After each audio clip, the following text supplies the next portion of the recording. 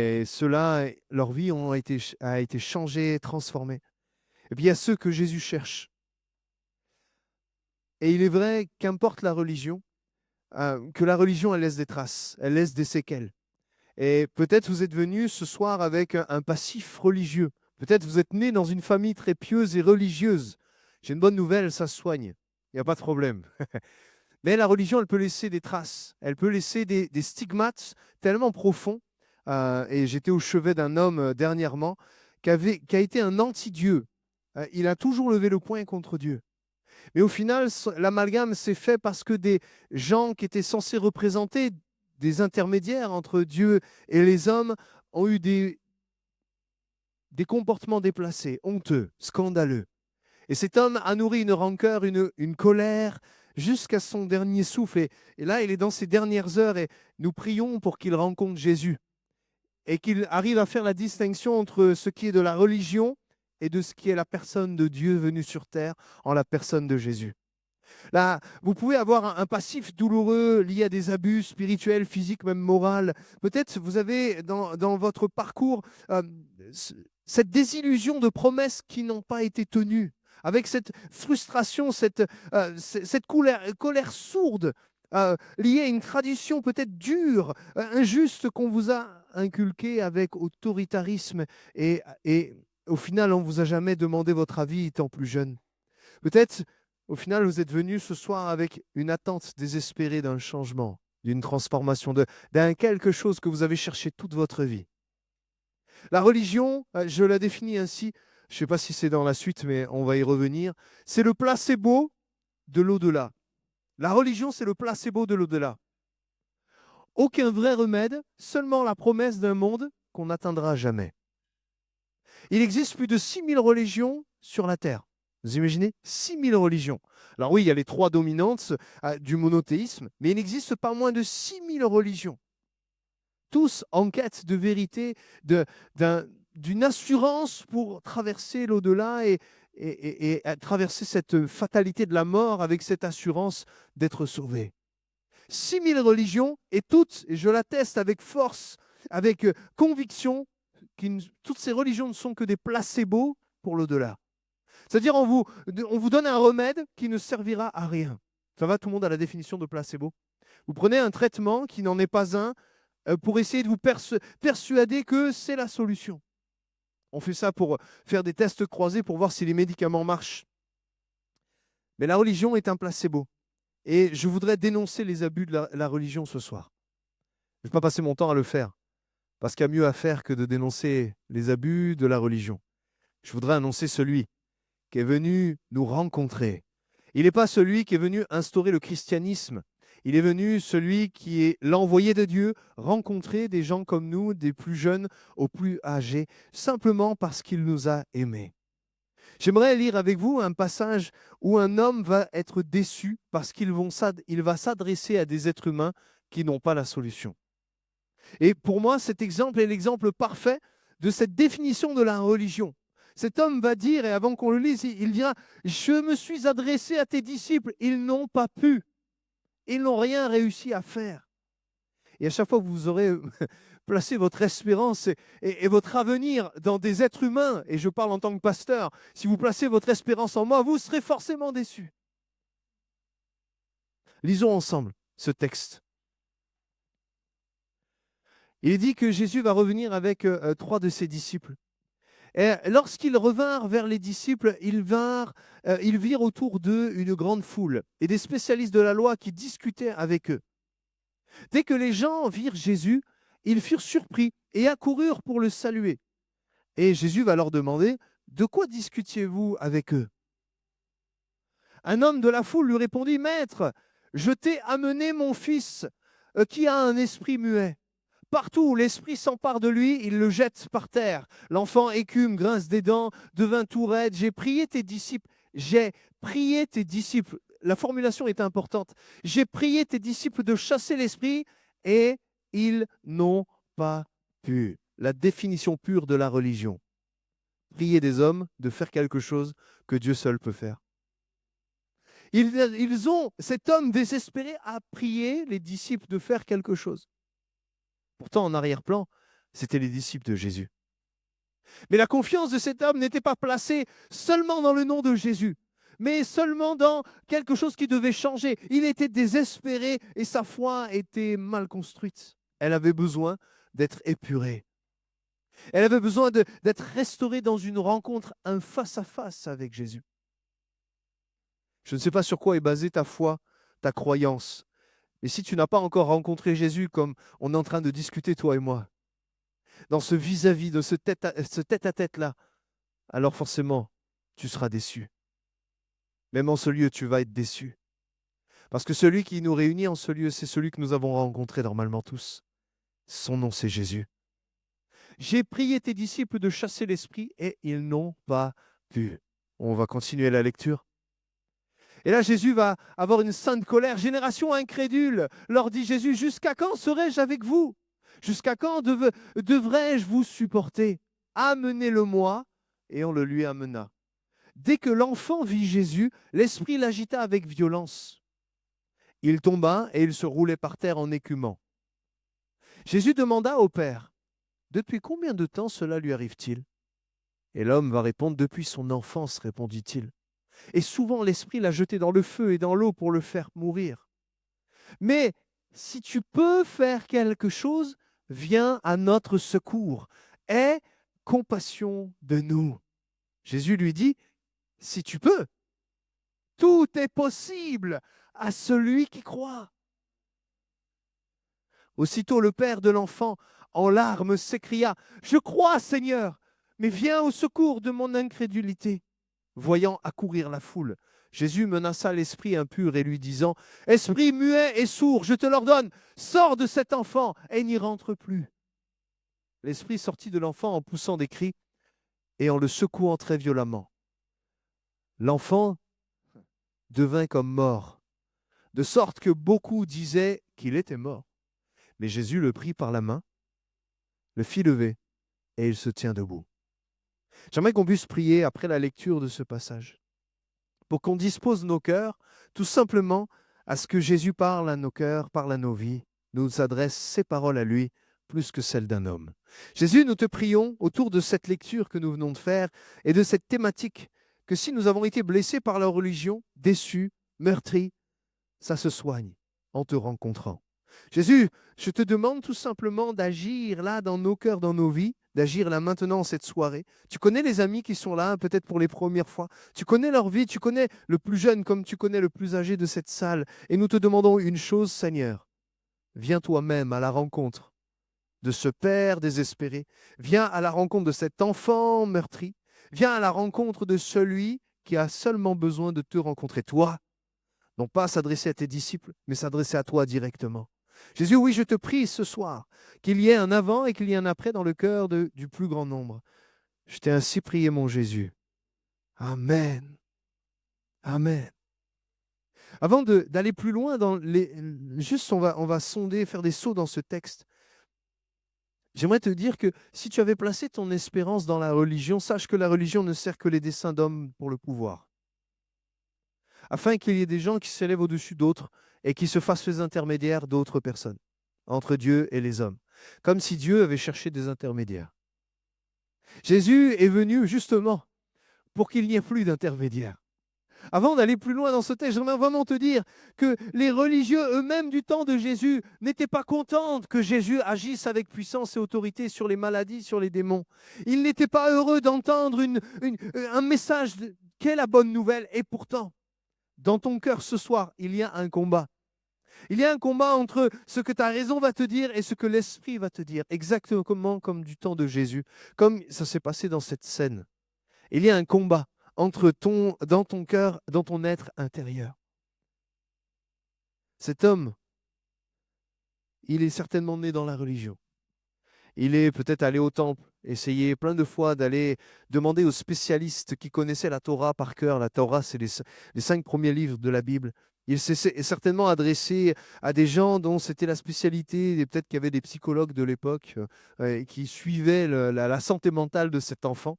Je ne sais pas comment ça se passait, mais en tout cas, beaucoup ont été entourés. Et il est dit dans la parole qu'une femme qui avait une perte de sang depuis 12 ans avait écumé tous les docteurs de la région. sans rien pouvoir changer à sa situation. Je pense que cet homme était de la même trempe que cette petite femme atteinte de la perte de sang. Et cet homme a frappé partout. Et peut-être tu as essayé plein de choses. Certains vont frapper aux portes des médiums, des voyantes, de la sorcellerie. Certains vont porter leur regard sur tout ce qui est chamanisme, ésotérisme, bien-être intérieur, toutes ces techniques modernes et qui ont le vent en poupe pour chercher un semblant de paix intérieure. Mais la vérité, c'est que l'extérieur n'a pas changé comme l'intérieur est toujours aussi pourri. Excusez-moi de l'expression. Certains vont chercher au travers des diverses religions. J'ai rencontré des gens qui ont essayé toutes les religions. Et vous savez quoi? Leur cœur reste le même. Alors oui, à leurs yeux, ils ont réussi à acquérir une certaine forme de sagesse.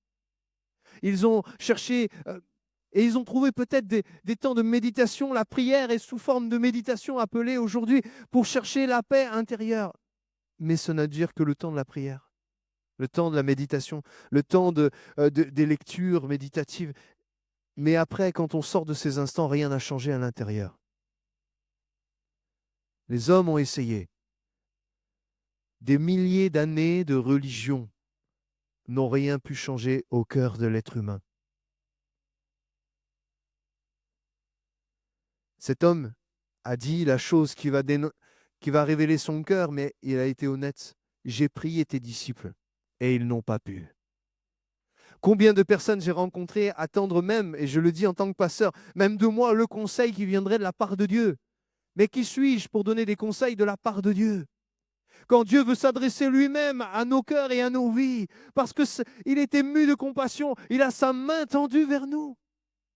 J'ai prié tes disciples de chasser l'esprit et ils n'ont pas pu. J'ai prié tes disciples. Combien de fois des gens vont être déçus en s'adressant à d'autres êtres humains? On va offrir notre confiance à quelqu'un qui pourrait ressembler à quelqu'un de sage, quelqu'un au bon conseil, et puis l'instant d'après, sa maladresse, ses limites vont nous décevoir, nous meurtrir dans notre cœur. Mes amis, à chaque fois que nous nous arrêterons à chercher de la part des êtres humains un soutien, nous serons déçus. Et je ne le dis pas pour vous faire fuir de ce lieu en disant, voilà, cherchez ailleurs. Non, ici, nous convergeons tous vers la personne de Jésus-Christ. Mais il faut faire le constat. À chaque fois que l'être humain cherchera, il ne trouvera pas, ou en tout cas, il sera déçu. Et quand Jésus va parler, il va enfin rencontrer cet homme va ouvrir son cœur avec beaucoup d'humilité et d'authenticité. Il va dire « je crois » et dans la même phrase, « viens au secours de mon incrédulité ». N'est-ce pas paradoxal? Je crois, mais je n'arrive pas à croire. Je crois, mais au final, je ne sais pas si ça va aboutir. Et combien de fois on a dit « je crois » et puis au final, les doutes nous envahissent. Mais Jésus aime ça, aime ce genre de rencontre. Où on va venir tel qu'on est, avec nos fragilités, nos limites, et on va venir auprès de lui en disant « mais je crois, mais j'ai été déçu. Seigneur, vois mon cœur, vois mes limites, vois mes failles, vois mes fêlures, vois mes douleurs, vois mes cicatrices. Je crois. Je crois. Mais viens au secours de mon incrédulité. » Cette phrase, elle est juste extraordinaire. Parce qu'elle montre un homme qui publiquement n'a plus rien à attendre des autres êtres humains. Qui publiquement déclare à Jésus, je crois, mais je sais que ma foi, elle est vacillante. Combien de fois j'ai rencontré même des chrétiens de longue date dire j'ai une toute petite foi. Eh, tu sais quoi? C'est pas grave. Est-ce que tu as avoué à ton Dieu, à celui qui vient te tendre la main, à celui qui vient te rencontrer dans ton quotidien, est-ce que tu as osé lui dire je suis incrédule, j'ai des doutes? Dieu ne cherche pas la façade de la religion, le masque religieux du dimanche matin. Bonjour frère, bonjour sœur. Et puis l'instant d'après, à la moindre secousse, je viens à trembler, paniquer, parce qu'au final, ma foi, elle est fragile et elle n'est pas basée sur une intimité avec Jésus. Avoir de l'incrédulité, c'est pathologique, c'est vrai. Parce qu'une fois incrédule, c'est bizarre. Mais révéler dans l'intimité d'un tête-à-tête avec Jésus, c'est salutaire. Sincèrement, c'est salutaire. Accepter de dire à Jésus, en fait, je vais arrêter de faire semblant. Je vais arrêter de te cacher les choses parce que j'essaye d'avoir un beau masque religieux devant tous. Ah, j'ai la foi, déplacer les montagnes. Jésus, dresse-moi une montagne devant moi et tu verras, avec ma prière, la montagne, je la jette dans la mer. Arrêtons les mascarades. Juste acceptons de révéler notre cœur à celui qui nous a créés comme ça. Il sonde l'intérieur de notre cœur.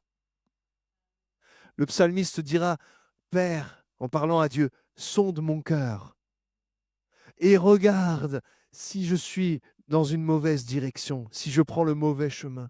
Et si on faisait cette prière ce soir?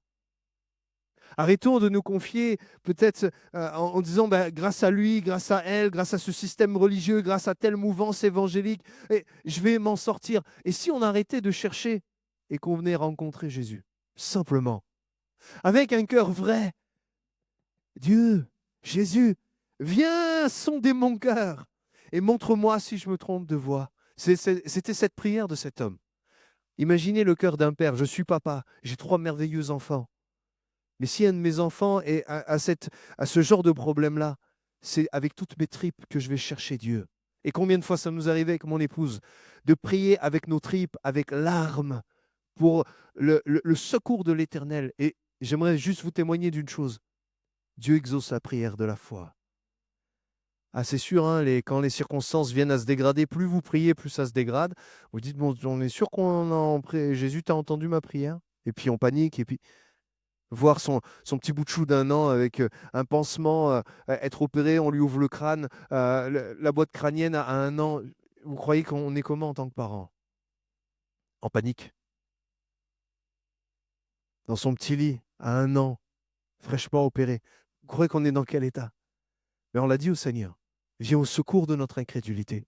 On croit que tu as pris soin de notre fils, et c'est ce qu'il a fait. Miraculé plus d'une fois. Jésus a posé la main sur nos enfants.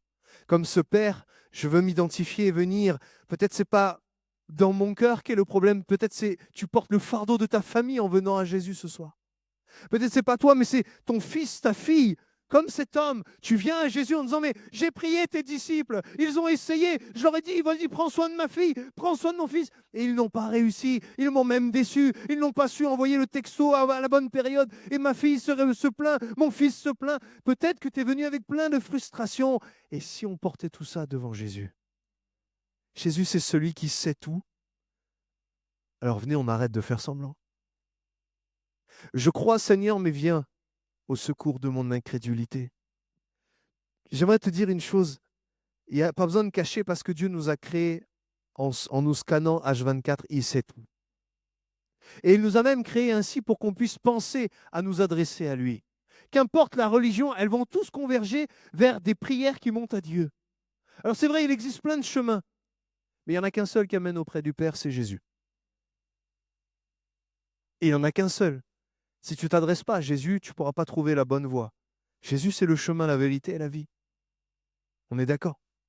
C'est ce que nous dit la parole et c'est ce en quoi nous avons fondé notre foi. Ecclésiaste 3, verset 11 nous rappelle ceci, que Dieu fait toutes choses belles en son temps. Et aujourd'hui, ce soir, c'est le temps de Dieu. Il fait toutes choses belles en son temps. Il a implanté au tréfonds de l'être humain le sens de l'éternité. Que tu penses à ton éternité, c'est normal. Dieu l'a voulu ainsi pour que tu le cherches. Et pourtant, l'homme est incapable de saisir l'œuvre que Dieu accomplit du commencement à la fin. Imaginez ce papa avec son fils en autodestruction perpétuelle. Il ne devait pas comprendre, il ne devait rien comprendre. Mais punaise, qu'est-ce que j'ai fait pour subir ça? Suis-je puni de Dieu? Combien de fois j'ai entendu ces questions? Ah mais pasteur, tu ne crois pas que je suis puni de Dieu? Dieu est en colère contre moi. Est-ce que Jésus va lui répondre sur ça? Ou lui mettre sur la piste de, bah oui, écoute, tu as mal agi. Ah, ça, c'est à cause du divorce de ta femme. Ça, c'est parce que t'as pas payé, voilà, t'as pas payé tes impôts. Ça, c'est à cause aussi. Alors, Dieu, ou comme on dit aujourd'hui, c'est le karma. Voilà, ça te tombe dessus parce que tu as produit des mauvais actes. Il y a le contre-coup. Ce n'est pas la justice de Dieu. La justice de Dieu, c'est que Jésus est venu pour prendre justement cette colère de Dieu sur lui-même.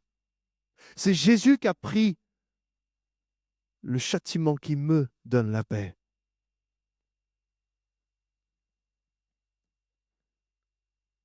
Si cet homme a dit ces deux phrases-là, j'ai prié tes disciples et j'ai été déçu, et j'ai une foi fragile, viens au secours de mon incrédulité.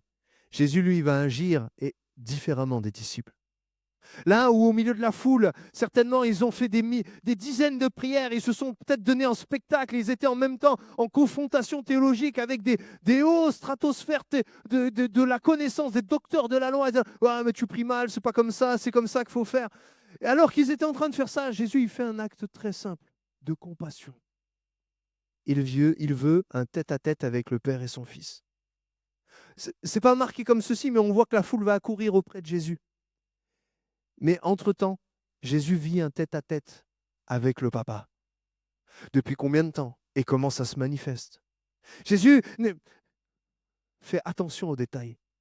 Jésus, il regarde à ce qui nous attriste, ce qui nous préoccupe, et il sait toutes ces choses-là. Jésus est ému de compassion. Il est dit, sois ému de compassion envers moi, l'homme va demander cela, et Jésus va l'être, puisqu'il va s'intéresser. Vous savez, tout à l'heure on va prier, je peux juste vous faire venir, vous prier pour vous et froidement faire mon acte religieux. Ou alors on peut prendre le temps de parler, d'avoir des temps d'entretien où on va pleurer ensemble dans des circonstances qui nous amènent à pleurer. Parce que l'instant d'après, on se réjouira parce que Jésus aura agi dans vos vies. Tout à l'heure, j'avais un entretien. Un homme qui avait eu confiance en Dieu, mais il s'est éloigné des choses de Dieu. Et le voilà avec une famille et maintenant, sa femme se donne à Jésus. Ses enfants commencent à prier et ils voient des miracles se passer dans leur vie. Ses enfants, et là il me témoigne, il me dit, mais mon fils, ça se passait mal le mercredi. Je lui dis, ben viens, on prie. Et là, le mercredi d'après, ça s'était trop bien passé. Des détails, des choses anodines, des choses petites à nos yeux. Mais il n'y a pas de petits miracles pour Jésus. Il est avec nous dans notre quotidien. Il est avec les enfants dans leur quotidien. Il est avec les grandes personnes. Il est avec les vieillards sur leur lit de mort. Parce que Jésus est auprès de ceux qui pleurent, ceux qui souffrent. Il est auprès de ceux qui invoquent. Et même, j'aime ce verset qui dit que Dieu se laisse trouver même par ceux qui ne le cherchaient pas. Des fois, tu n'as pas besoin de chercher, c'est les circonstances qui te rattrapent. Et tu as des rencontres fortuites avec Jésus. Voyant la foule, Jésus fut ému de compassion pour elle.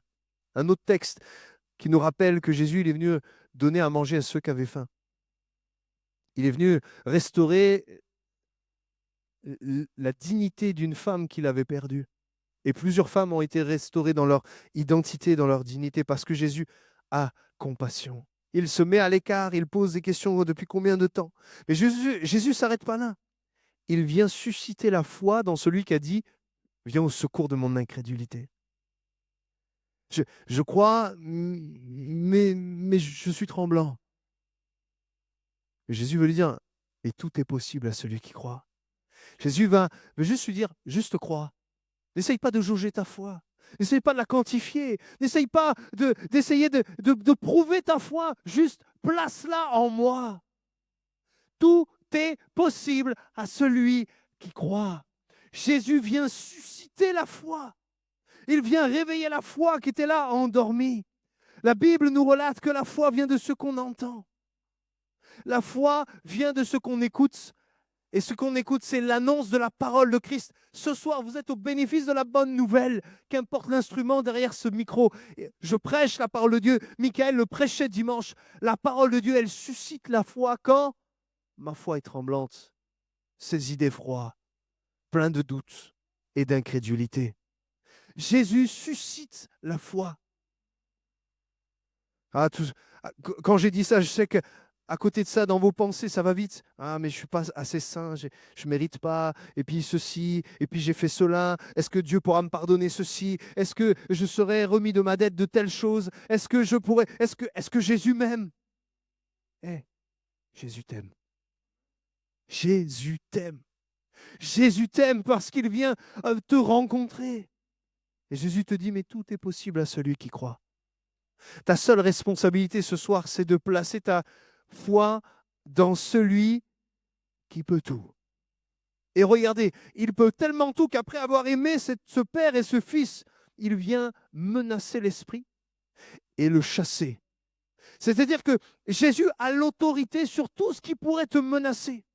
sur tout ce qui pourrait te tenir esclave. C'est peut-être une addiction, c'est peut-être et ici ce soir, certains savent de quoi je parle, peut-être d'une pathologie chronique qu'est la dépression, qui pourrait être là depuis des années et des années.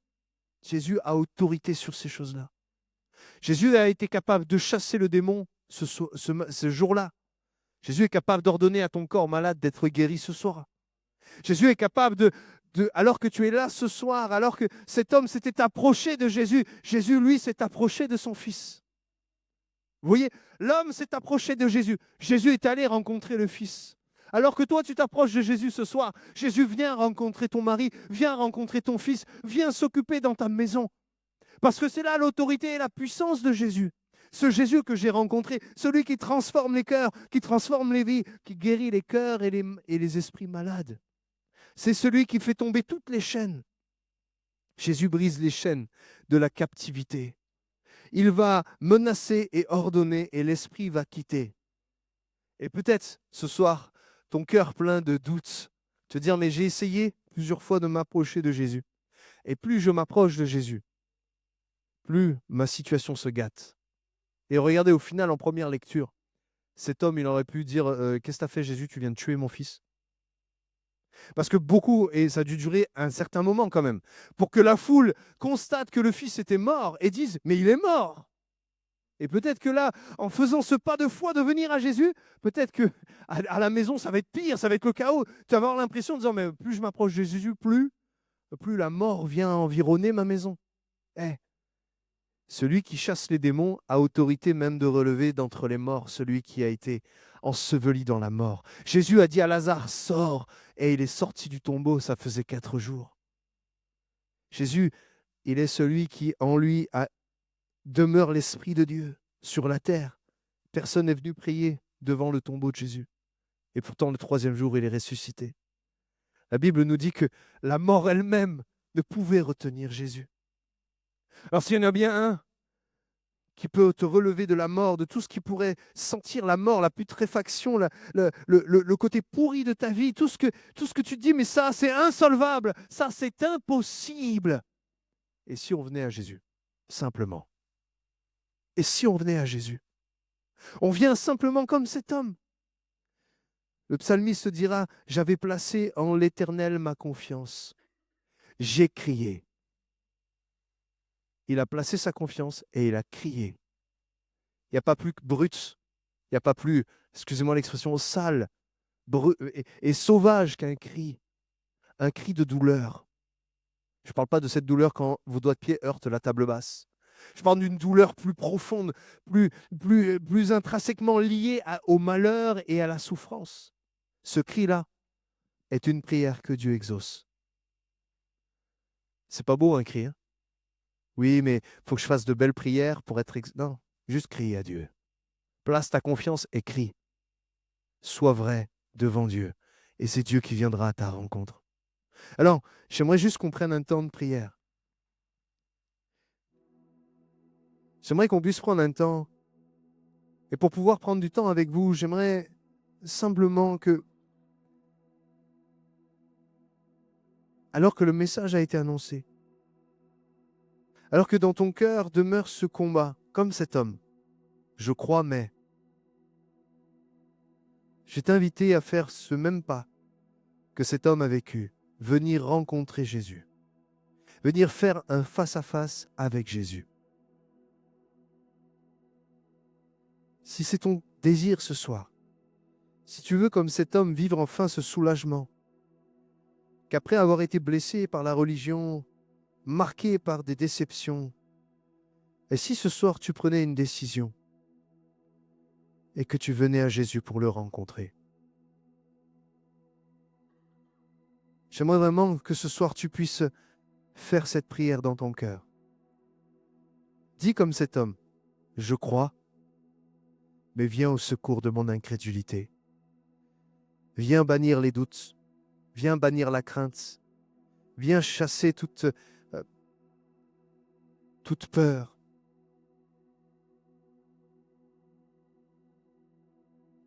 Et ce soir que tu puisses choisir enfin de laisser la religion aux hommes et venir à Jésus tel que tu es. Laisse la religion de côté. Essaye de ne pas assimiler la religion et Dieu, parce que Dieu n'est pas venu instaurer une religion. Dieu est venu se révéler au monde par Jésus. Et si ce soir tu décidais, là maintenant, Jésus, je veux te rencontrer face à face. Je m'adresse à celui ou celle qui le rencontrerait pour la première fois. Mais je voudrais m'adresser à tous les enfants de Dieu qui, avec le temps, se sont reposés sur les disciples pour résoudre leurs problèmes. J'aimerais t'inviter toi aussi à recentrer le débat, à recentrer ton champ de vision pour que tu viennes auprès de Jésus, pour qu'il vienne aussi dans ton incrédulité.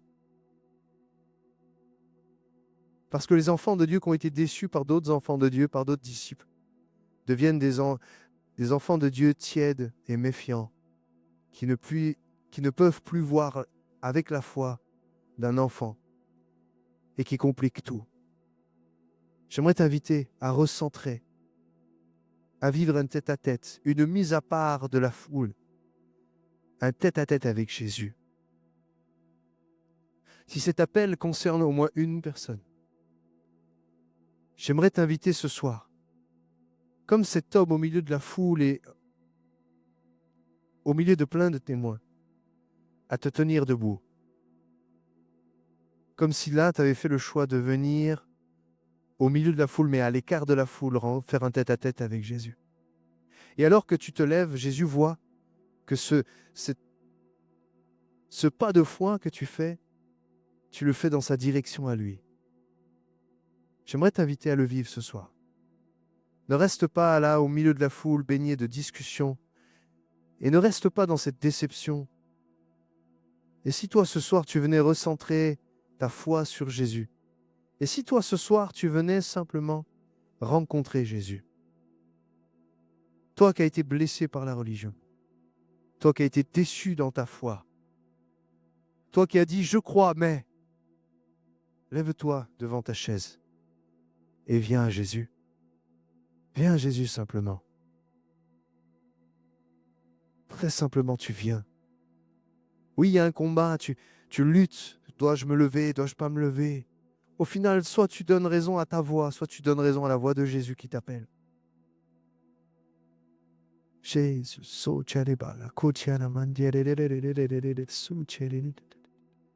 Jésus, tu connais le combat. Seigneur Dieu.